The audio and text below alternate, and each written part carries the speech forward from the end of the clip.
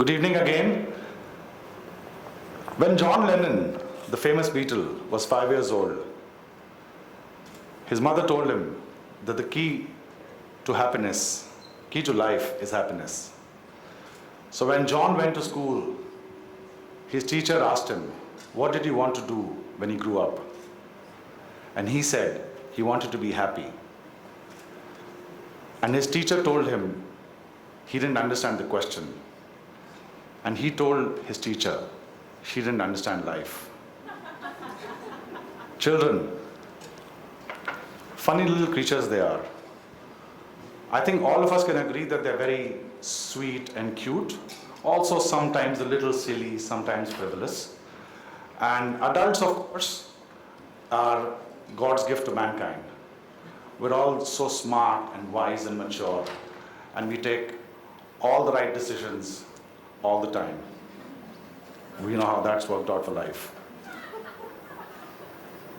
So, for this world that slots people as adults and children, smart and dumb, mature and immature, I have a little theory.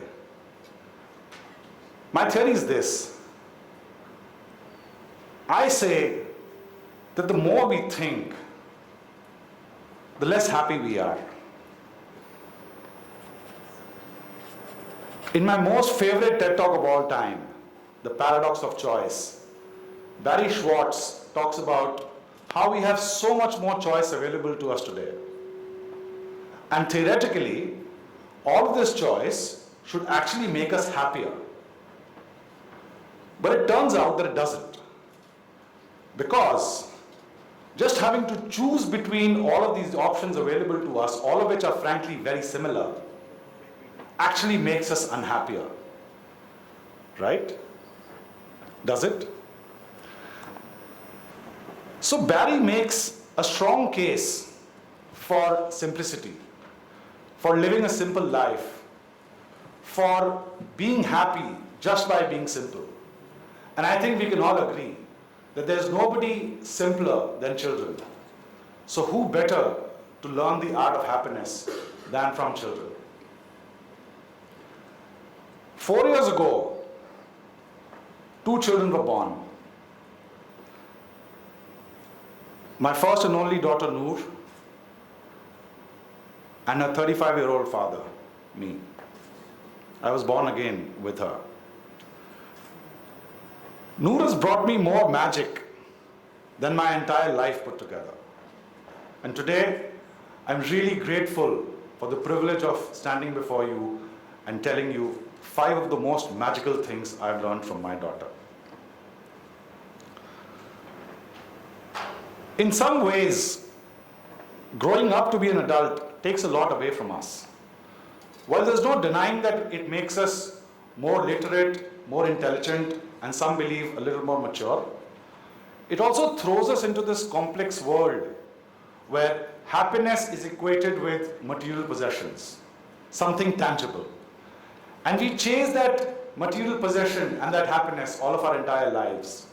In school, we're chasing grades. After college, we're chasing jobs.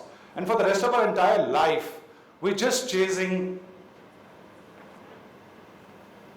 growth, increments, profits, whatnot. In our so-called pursuit for happiness, we're actually running a race that has no finish line whatsoever. And that can't possibly make us happy. My bundle of joy, Noor, constantly shows me that there's so much joy hidden in our ordinary, everyday lives. Just by chasing soap water bubbles, she teaches me that there's a lot more to life than chasing deadlines. By dancing to random renovation sounds happening from a house above us, I promise you, we've not shot any of these videos for this presentation. This actually happened a year back. So, by dancing to random sounds, she's actually teaching me that the music for life is nowhere else but in our own heads. In fact, with some amount of embarrassment today, I will confess with you and the rest of the world that little daughter and tall father, we sometimes whisk away balloons from birthday parties. We're not stealing, that's bad. We just whisk them away after the party's over, quietly, when no one's watching. And then Noor plays with these balloons for hours together. And she teaches me that I don't need expensive toys to get joy. Look, if it's going to take an extraordinary amount of effort, a lot of hard work, or crazy amounts of money, then chances are that it's probably not going to give you much joy. Because the real joy actually lies in the small, simple, stupid things all around us.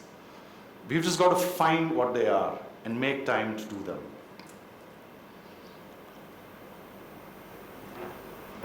Unfortunately, we spend our entire lives today trying to be someone else. The dark want to be fair, the short want to be tall, the old want to be young, the fat want to be thin, and the thin want to be even thinner. We're just never comfortable with who we really are. We're all trying to stick to what the society wants us to be, what our parents want us to be, what our wives, husbands, boyfriends, girlfriends, friends, and colleagues want us to be. We constantly feel like everyone around us is watching us and judging us for every single action that we take. Life's become this one big popularity contest where the number of likes that we get has come to determine what our self-worth is. All of us want to become picture-perfect role models for everyone around us, and then constantly trying to be someone else. Frankly, we end up being no one. I love that Noor is her own girl. I really love that she dances like no one's watching. I love that she doesn't discriminate between a well-groomed Persian cat and that scrawny, street-side, dirty cat. They're both kitty to her, and she wants to pet them both equally. I love the fact that she doesn't judge her friends for the presents they bring her on a birthday party. She's really just glad that they came. She doesn't compare herself to others and feel jealous. She doesn't judge people for the color of their skin or how much money they have in their pocket. You should really see how much she loves and protects her nanny. No one dares say a word to her. I love the fact that she doesn't feel apologetic for who she is or embarrassed of her fat and bald father. At least not yet, I hope. I really, really admire that she's not trying to be someone she's not. And from her, I learned that I don't need to be someone I'm not. So we've just got to be comfortable with who we are. Stop judging, and more importantly, refuse to be judged. Let's be okay with the choices that we make. Let's be at peace with wherever we are in life. The world would look pretty weird if we were all clones of each other. Frankly, that's the direction where we're heading. So let's celebrate our differences. Let's celebrate our uniqueness. Let's just be who we really are, because that's magic.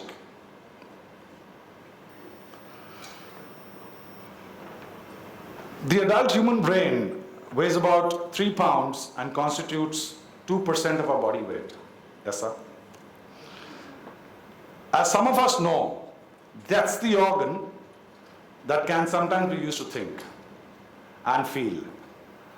And how we think and feel makes us who we really are. The small little problem is that sometimes thinking and intelligence can turn into intellectualization. And sometimes our ability to rationalize can make us question everything and believe nothing. We can easily become very cynical of the world that we live in. We find it difficult to trust people around us and view everyone with some amount of skepticism. We let our so-called intelligence take over and start doubting everything. We start looking for motives. Why is someone saying what they're saying? Why are they doing what they're doing? What could they want from me? We stop believing in all the little things that we believed in when we were little. We stop believing in people. We stop believing in magic. And sometimes, we stop believing in our own selves. My daughter Noor, at the moment, believes that she's a fairy. A few months back, we were at the butterfly garden here in Dubai, And after seeing all those pretty butterflies, Noor decided that she wanted her own wings, fairy wings. We went to the merchandise shop and they didn't have any. They had sold out. We begged, we pleaded, we requested. I think I fell down at their feet. And the counter ladies were so awesome and so nice and kind, but they actually gave her the only display piece that they had. The display piece was slightly damaged. There was a tiny little tear on it. And here's the thing. As an adult, I could not see the wing, just the tear.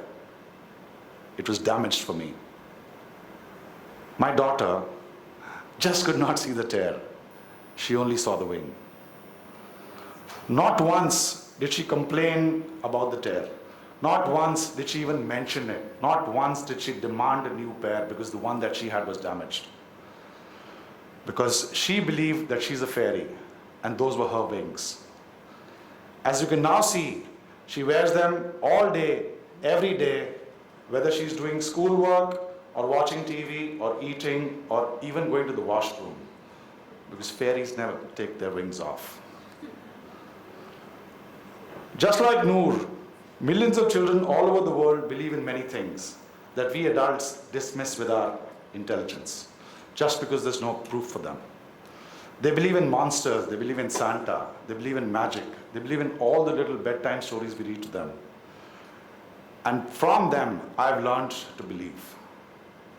I believe in the goodness of people. I believe that the world is a beautiful place to live in. And I genuinely believe that great things happen to good people from the bottom of my heart. We are what we believe in, and we can always do whatever we believe we can do. Trust me, if somebody who's had a stammering problem all their life can stand before you today on this TED stage, then I can promise you, you can do whatever you think you can do. Speaking of believing, some parents believe that the hardest thing about parenting is the non-stop questions that their children ask. Things that we don't even think about. Why do birds fly but humans don't? Where does water come from? Why is the sky blue? I don't think a lot of us here would know why the sky is blue. Maybe you do, maybe I'm just... And the award for the most amazing question ever goes to where do babies come from? So why do children ask so many questions? They ask these questions because it helps them make sense of the world that they live in, a world around them, a world that is still very, very new for them. But when the same children turn into adults, we stop asking questions. We stop asking them because we are afraid to ask questions. We don't ask questions because people might think that we're stupid, or we might not ask questions because we think we know everything. Whatever be the reason, the day we stop asking questions is the day we stop growing. I'm delighted that Noor asks so many questions because I believe that asking questions is what makes her grow into a beautiful and intelligent young woman. I learn from her how to be curious about everything. There's really no question too small or too big. A question is a question, and it deserves an answer.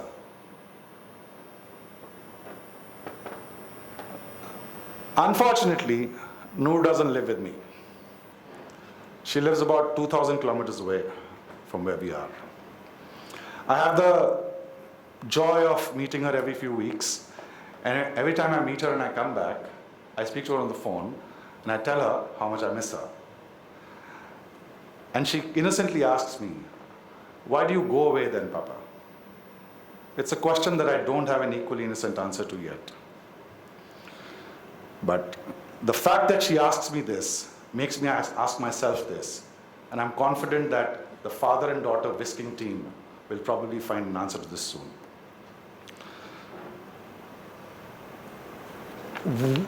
Whether you only live once generation, there's always so much to do in so little time. So we squeeze everything that we can into every waking second of ours. Gone are the days when we needed a vacation to escape from work. These days, we need a vacation to de-stress from the vacation that we just took. Speaking of vacations, my family and I took a little week-long vacation to Singapore last year. And being the obsessive, compulsive planner that I am, I had our entire itinerary planned in remarkable detail. By the day, by the hour, by the minute. I had studied metro maps, train timings, and weather forecasts for me to qualify probably as a guide in Singapore. I had gone to the extent of finding out from what time to what time the hotel served breakfast, because you shall never miss complimentary breakfast at hotels. Anyways, with all my meticulous planning, I decided that we're going to do 19 things in Singapore in 7 days. Guess how many we ended up doing? We did 4 things. We went to the Singapore Zoo on the first day, okay? And instead of the 3 hours and 47 minutes that I decided in my itinerary that we're going to spend there, we actually spent not just a day but 2 days there. Because Noor wanted to have conversations with Apu the elephant, Simba the lion, Golu the giraffe. She wanted to meet all the animals that she had heard in her bedtime stories from me and all the cartoon shows that she watches. And that just could not be rushed. She didn't care about the plan. She didn't care if there were more things to do or more places to go. She was just fully immersed into what she was doing in that moment with all her heart, body, and soul. And that is just beautiful. So if we're going to be doing things just because we want to do them or tick them off our bucket lists, then that's not worth doing at all. Just do the few things that really give you joy, that really make you happy, and trust me, that's what magic is all about. I'm going to close with this. We don't realize this sometimes, but a moment lost is lost forever. It's never going to come back no matter what you do. No matter what you do. So spend every moment extracting joy from your life. Apparently, John Lennon wasn't the only person in the world who wants to be happy, by the way. It seems like these days the whole world wants to be happy. And they're looking for it online. If you just search for right now on your phones how to be happy, in a second you will have 256 million results. Do it. And you're probably in luck because happiness is also on sale these days at a flat 50% off. But please hurry, because you don't have what it takes to pay the full price for happiness. We live in a crazy world today. We have all this pressure to be all yo and all YOLO. There's always so much to do and so many choices to make. And all of this can sometimes make us overthink, over-intellectualize, over-rationalize. And that can sometimes overheat our brains and overwhelm our minds. And that just can't make anyone happy. I'm really happy that Noor, the little walking and non-stop talking daughter that I have, finds joy in the simplest things around her. I'm grateful that she's so comfortable with who she is. I'm grateful that she naturally believes sometimes things that I demand proof for. I'm grateful that she asks innocent questions. I'm grateful that she enjoys every single moment of her life by just being in that moment. Here's my last theory. I think Noor is happy because she doesn't know what happiness is yet. I think she's happy because she doesn't think about how to be happy. In fact, I think she's happy because she doesn't think about anything at all. To my daughter, who might watch this many years from now, all grown up, I hope, Noor, you'll always be this simple child inside. And to us, no matter how busy we get, no matter how old we become, no matter what anyone else thinks, let's always have this child inside us. Because the only way for us to be happy in life is to live it like a child. And that, ladies and gentlemen, is the magic of life. Thank you.